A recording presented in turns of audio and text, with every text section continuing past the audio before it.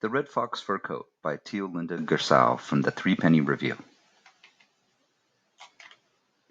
On her way home one day, a humble bank clerk happened to see a red fox fur coat in a furrier's shop window.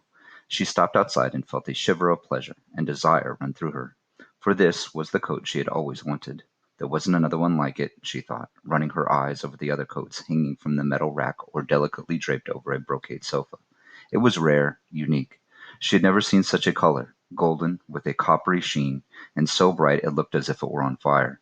The shop was closed at the time, as she discovered when, giving it to the impulse to enter, she pushed the door.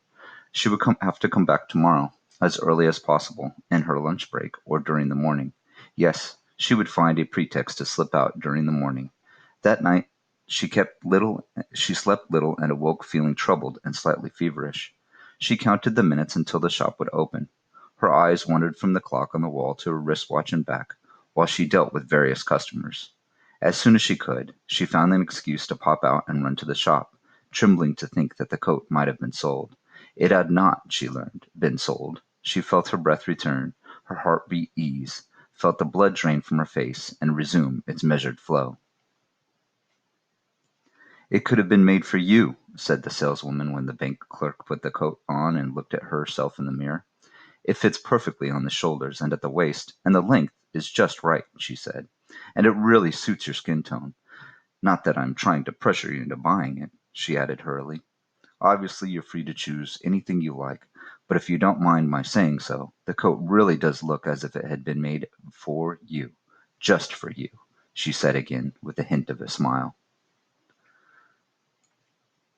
"How much is it?" the bank clerk asked, half turning around, thus setting the hem of the coat swinging, because she found it hard to take her eyes off her own image in the mirror. She recoiled, stunned, when she heard the reply. It cost far more than she had thought, 5 times more than she could possibly afford. "But we can spread out the payment if you like," said the saleswoman kindly. She could always sacrifice her holidays, the bank clerk thought, or divert some of the money intended for a car loan. She could use less heating, eat smaller meals. It would do her good, really, because she was beginning to put on a bit of weight. "All right," she said, doing rapid calculations in her head. "I'll give you a deposit and start paying next week. But it's definitely mine now, isn't it?" "Absolutely," said the saleswoman, attaching a sold label to the coat. "You can take it away with you when you've paid the third installment."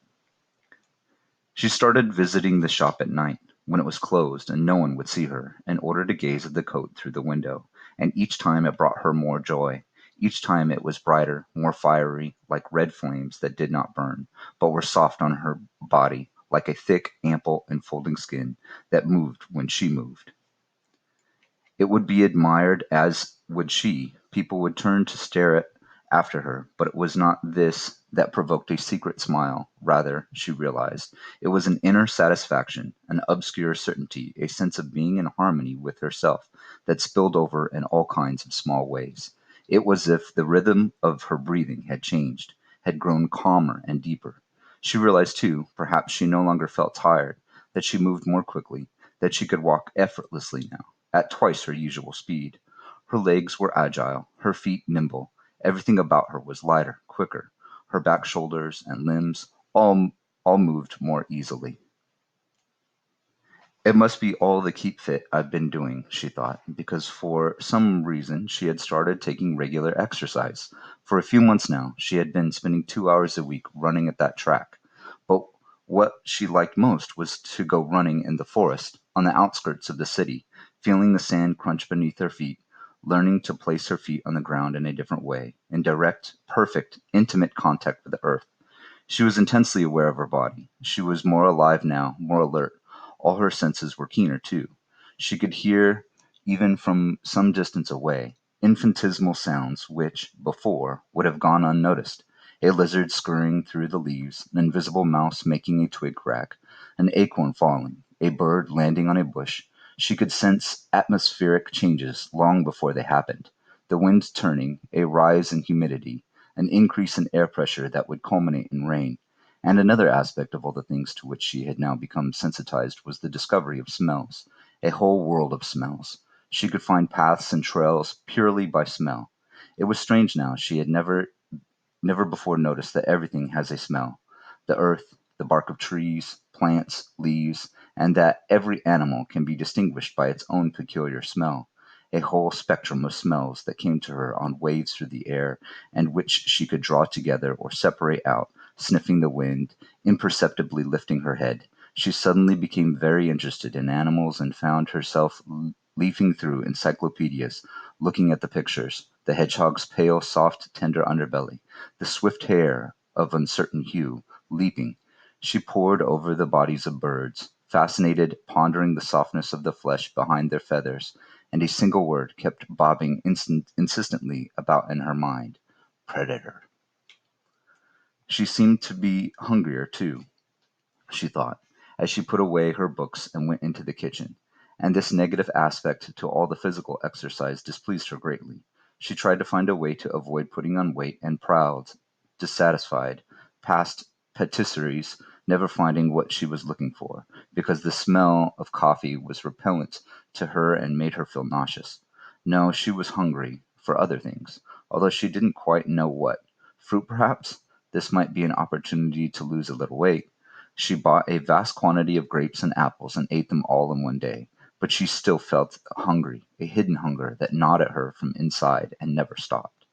She was cheered by an unexpected invitation to a party, welcomed any diversion that would make her forget that absurd hunger. She reveled in getting dressed up and painting her lips and nails scarlet. Her nails, she noticed, were very long, and even her hands seemed more sensitive, more elongated. Anyone she touched at the party that night would remain eternally in her power, she thought, smiling at herself in the mirror. A feline smile, it seemed to her. She narrowed her eyes and widened the smile, letting it spread over her face, which took on a pleasingly triangular shape that she further emphasized with makeup. In the middle of the party, she noticed someone slicing up some meat, cooked very rare. Roast beef, she thought. Although these words had suddenly ceased to have any meaning, she reached out her hand and devoured a whole slice. Ah, she thought, the taste of almost raw meat, the action of sinking her teeth into it, of making the blood spurt, the taste of the blood on her tongue, in her mouth, the innocence of devouring the whole slice, and she took another slice, already sensing that using her hand was now a pointless waste of time, that she could just pick it up directly with her mouth.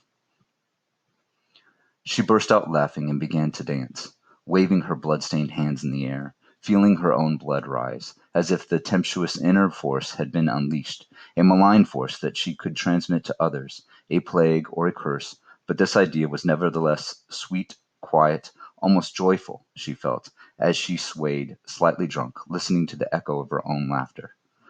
She would spend the night obeying all these newly released forces, and in the morning she would go and fetch the coat, because the day had come when it would be hers. It was part of her. She would know it even with her eyes closed, by touch alone, the soft, thick pelt burning her skin, cleaving to her, until she could no longer tell the skin from skin. "It could have been made for you," the saleswoman said again, as she removed it from the coat hanger. The coat cleaving to her, until she could no longer tell skin from skin, as she could see in the mirror, as she turned the collar up around her head, her face disfigured, suddenly thinner, made up to look longer, her eyes narrow, restless, burning. "Good bye, then, and thanks," she said, rushing out of the shop, afraid that time was getting short, and that people would stop in alarm to stare at her, because suddenly the impulse to go down on all fours and simply run was too strong, reincarnating her body, rediscovering her animal body, and as she fled, as she left the city behind her and simply fled, it took an almost superhuman effort to get into her car and drive to the edge of the forest, keeping tight control of her body, keeping tight control of her tremulous body for just one more minute, before that slam of the door, that first genuine leap on her feet free at last, shaking her back and her tail, sniffing the air, the ground, the wind, and, with a howl of pleasure and joy, plunging off into the depths of the forest.